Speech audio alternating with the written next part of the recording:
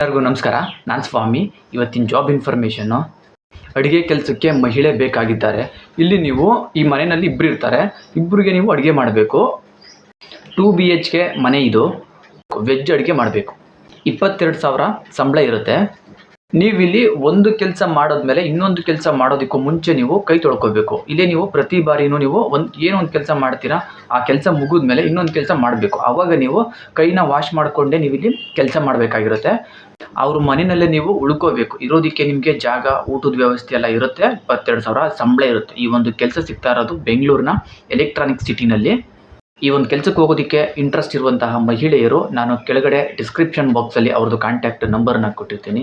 ಆ ಒಂದು ನಂಬರ್ಗೆ ನೀವೇ ನೇರವಾಗಿ ಕಾಲ್ ಮಾಡಿ ನಿಮ್ಗೆ ಇನ್ನೇನು ಇನ್ಫಾರ್ಮೇಷನ್ ಬೇಕು ತಿಳ್ಕೊಂಡು ಈ ಒಂದು ಕೆಲಸಕ್ಕೆ ಬೇಗ ಹೋಗಿ ಜಾಯಿನ್ ಆಗಿ. ಇದಿಷ್ಟು ಈ ಒಂದು ಜಾಬ್ ಇನ್ಫಾರ್ಮೇಷನ್ನು.